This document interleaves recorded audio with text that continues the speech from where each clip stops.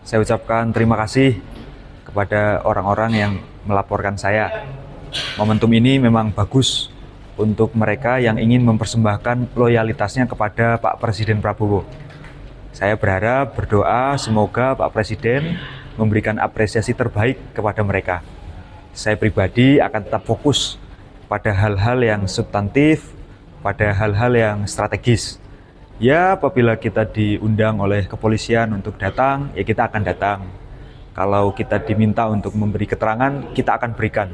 Saya akan pakai energi dan waktu saya secukupnya untuk melayani laporan-laporan ini. Biasa saja, santai saja. Indonesia ini kan rumah bersama yang hampir semua bagian bangunannya itu hampir roboh. Satu-satunya cara untuk menyelamatkan adalah dengan memastikan setiap anak bangsa itu berperan. Salah satu peran yang saya ambil adalah menjadi warga negara yang kritis, yang tidak rela apabila mereka yang kita perintah untuk memperbaiki bangsa justru malah menghancurkan bangsa.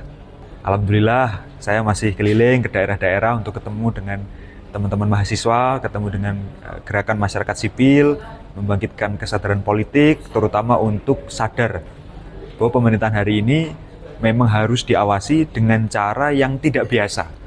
Karena kerusakan yang mereka lakukan juga dengan cara yang tidak biasa. Saya tetap bersyukur masih diberkahi oleh Tuhan Yang Maha Esa, keberanian untuk mengatakan apa yang menurut saya harus dikatakan dan melakukan apa yang menurut saya harus dilakukan. Ya, Aliansi BEM Fakultas Bersatu menuduh saya macam-macam. Saya terkait dengan siapalah. Ya saya baca itu di beberapa media. Pada prinsipnya begini, jauh sebelum kita bicara soal substansi, mari kita pertanyakan siapa yang bicara. Kan itu adalah aliansi BEM Fakultas Bersatu. Yang aliansi itu saja saya baru dengar ketika mereka menuduh saya macam-macam itu. Sesudah mereka lakukan konferensi pers dengan aliansi BEM Fakultas Bersatu itu kan kemudian banyak yang speak up, terutama kampus, organisasi yang mereka klaim mereka adalah pimpinannya.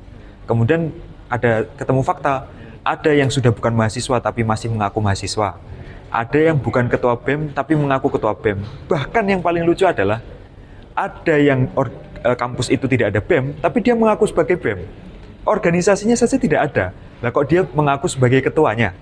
Ini kan satu hal yang saya kira harusnya jadi catatan ya bagi pihak-pihak yang pengen menyebarkan penggiringan opini sekaligus fitnah.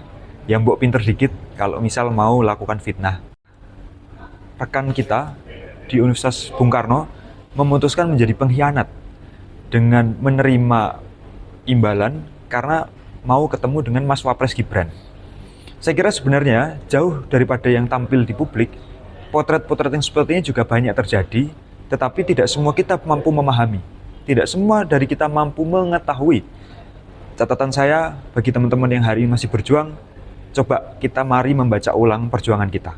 Kalau kita memang tidak siap dengan rasa keprihatinan, kita tidak siap dengan kesulitan, maka sebaiknya tidak usah berjuang karena akan berakhir sebagai pecundang.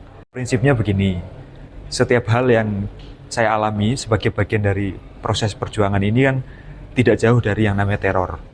Ketika ada upaya untuk melacak saya dengan alat yang sangat biasa, sehingga saya bisa menemukan itu, menurut saya pesannya jelas, supaya saya sadar bahwa ada kekuatan tertentu yang sedang melacak dan mengintai saya. Dan itu hanya satu dari sebagian banyak yang mungkin tidak bisa saya ceritakan publik. Saya pribadi memilih untuk tidak melaporkannya ke polisi. Karena kalau saya melaporkan semua hal yang mengancam saya, terlalu banyak yang harus dilaporkan. Download Tribun X sekarang. Menghadirkan lokal menjadi Indonesia.